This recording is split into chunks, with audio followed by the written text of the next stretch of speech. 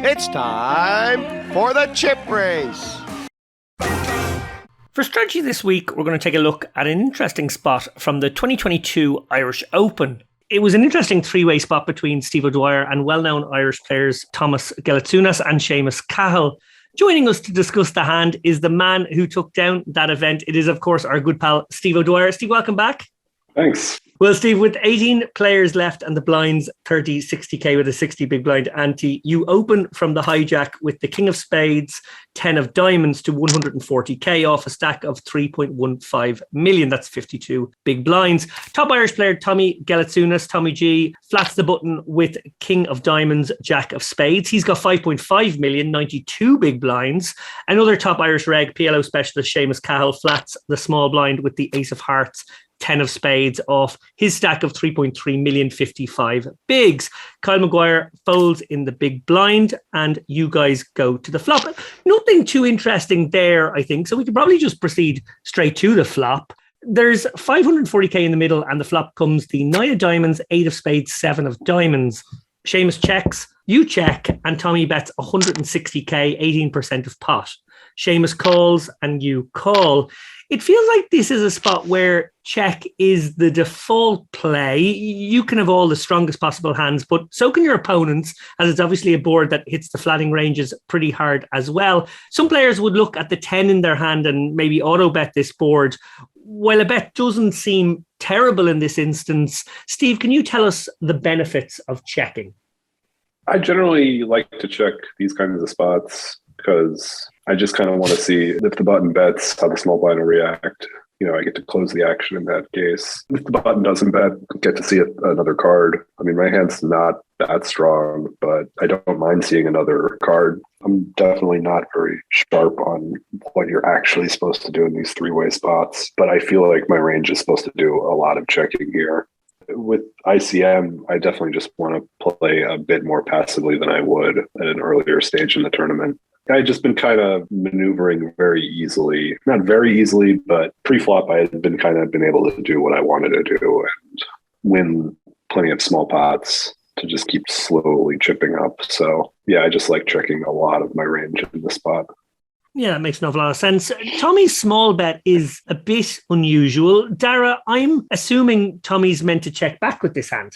Yeah, I mean, these multi-way spots are very complicated and, it's fair to say the solvers aren't completely GTO on this stuff. But yeah, I think Tommy is supposed to check back as well. And actually, I think this should just probably check around. As Steve said, his range mostly wants to check as well. But Tommy obviously decided to take a stab after the other two players had checked with, 2 overs and a gut shot.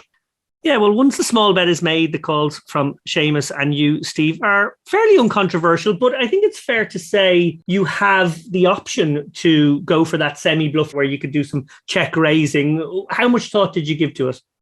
I did give a little bit, but I thought my hand probably does a little bit of calling. And if I remember, I think I decided to randomize and rolled a low number. So I think that's why I decided to call, but it's hard to say for sure. I don't have the benefit of having my randomization numbers to be able to look back on. But I think I just had rolled something low and decided I did have some calls with my hand. But I think in general, my hand does like to raise. But for me, these three-way spots are just a ton of guesswork because even the slightest shift in what you give someone from their pre-flop range can just send the outputs wildly in a different direction. It's just a very inexact science, in my opinion.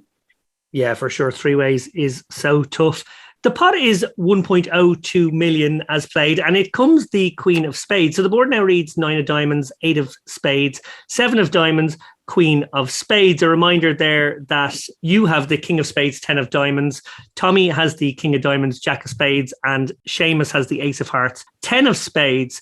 The action checks through. Again, this all feels fairly standard at this point, Steve. You are, to borrow a term from Dara on commentary that weekend, plotting larceny on some rivers.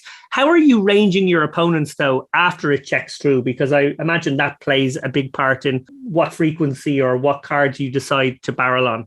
Well, I think once Tommy checks the turn, it's pretty unlikely he has much of anything. If he had a queen that somehow, where he had bet the flop with a queen and improved, I think for sure he would bet again.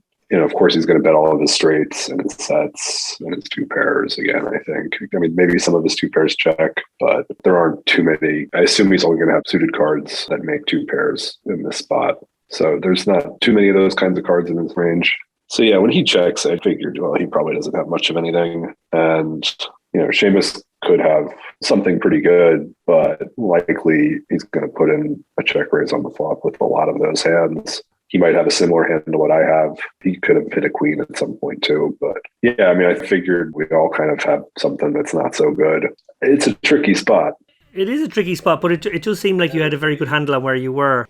Yeah, I mean, on the turn, everybody just kind of has nothing, and it doesn't make any sense for someone like Seamus to all of a sudden come out with a lead, or for me to come out with the lead. So it's not surprising that it checked through like that. Yeah. Well, to the river, the pot is still 1.02 million, and it comes the ace of spades, completing a backdoor flush. The board now reads 9 of diamonds, 8 of spades, 7 of diamonds, queen of spades, ace of spades. Steve, you've got just king high, but you have in your possession some very interesting blocking cards. You've got the nut flush blocker with the king of spades, and also a 10, which blocks the straight. Seamus has made top pair and he checks. You decide to pull the trigger, firing 800k, about 80% of pot. Tommy quickly folds his king jack. You were spot on. He didn't have much of anything. And Seamus now does have a decision to make with the ace 10. He ultimately tank folds. Steve, nobody has made much of an effort to win this pot down the street. Tommy fired a tiny flop bet, got called in both spots, and then waved the white flag. Seamus just called that small bet, as did you. Your bet here with the sizing into two players is sort of telling the story of having at least two pair, maybe ace 7, ace 8, ace 9. You would probably play rivered set of aces this way too, I'm guessing. Maybe the ace queen of diamonds is in there. Is that the story you were trying to convey? Yeah, pretty close. Yeah. I think the main value hand, at least for sets for me, is queens. I don't know if I bet aces with that size. I might check aces a lot too, because I'm blocking a lot of hands that I think might call me. But certainly I play queens like this every time. I got to play passively on the flop with queens, and I'm not going to donk out with queens on the turn. So I think I always have queens in the spot. And there are a bunch, I think, of flushes that I make on this river, and I got to balance that with something. And I feel like when you get here with the king of spades, you're blocking a lot of the possible flushes that they could have, because I feel like they probably get to the river with a lot of those same flushes. So yeah, it just made sense to me when I hit that card. I've just got to bet and use the bigger sizing, and then pair it with when I do have flushes or queens, and then use a smaller sizing for some different hands in my range. Well, Dara, I know you ran this hand, admittedly, without ICM, and there would be some creeping ICM factors in this one. I believe the solver doesn't go for this bet, but it is justifiable on exploitative grounds, and obviously Steve's given very good rationale for it. And again, the caveat, these three-way hands are very tricky to navigate and figure out. Given the hand that Seamus folded, Steve certainly would have been correct in assuming that his opponents would overfold, because this would be considered an overfold. Dara, can you break down this street? Yeah, it's obviously a tricky one because we are multi-way. The ace does seem like a good card for us. Seamus probably needs to have either ace 10 or ace 6 suited, maybe if he has that pre-flop, for having played it like this to have hit the ace.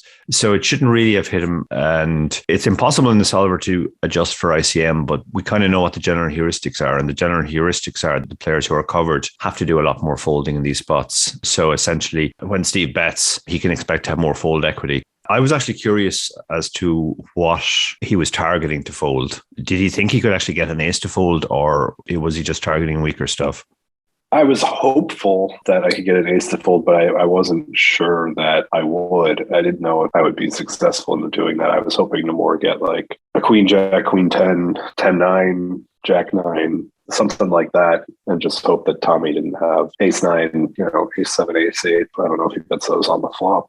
Yeah, I was targeting more of just like a queen or a 9, and then just hoping that maybe this actually gets a one pair of aces to fold as well. Well, Steve, given that Seamus did fold ace 10, which does seem, as Dara mentioned on commentary at the time, an excellent bluff catching candidate, were you surprised he let that one go? I don't know. It's hard to, I've been wavering back and forth for a long time now about every time that I think about this hand. Sometimes I wake up one day and say like, yeah, I think that's probably a good fold. But then other days I wake up and be like, I think I maybe would have called if I was in this position. It's really one of those hands that's on the line. I think you can kind of flip a coin and just, live with where the coin lands. Well, Dara, I know you ran this one, and one of the options you do have in the solver is to know how many big blinds a decision can cost you in this type of situation. What was the verdict on Seamus? Well, and again, this is purely for chip PV because it's not ICM adjusted, but the solver reckoned that the fold cost him more than 4 big blinds, which is obviously quite significant and does mean that the ICM adjustment has to be pretty major for it to be a correct fold. Okay, well, give us the final word, Steve. Tournaments are obviously a mixed bag in many ways. Some stronger and weaker players in the field, some sticky players, and maybe some overfolders too. You've always been somebody I know who deeply believes in an exploitative approach overall. So I guess in that sense, profiling who at your table falls into each category becomes very important. When we interviewed you a few weeks back, you said that you're not afraid of being embarrassed at the poker table. This might not have been a standard line, a standard bet on the river, but it obviously wasn't a wild bluff either. Nonetheless, does that lack of inhibition help you to pull the trigger in spots that seem right? Yeah, I mean, in this hand, it seemed like, I have the blocker to the nuts and I don't have anything that's going to win in showdown. Certainly one of them has at least a pair of sevens or an under pair even. Tommy could have like pocket sixes that he bet the flop with. So, yeah, I mean, that doesn't factor in too much in this hand. It's just you got to not be a coward. You blocked the nuts. You got to go for it here. Yeah, if I had been called and lost, I would not have been embarrassed. Table my hand. You can't be. You don't want to just throw your cards in the muck and then not even know what the small blind has. Yes, indeed. You want to get that information. Proudly show your bluffs. If you're wrong, you're wrong. It's okay. Well, look, a fascinating hand. Congratulations once again on that incredible result at the Irish Open. We appreciate you giving us your insights today. Steve O'Dwyer, thank you. Yeah, no problem. Thanks, Steve.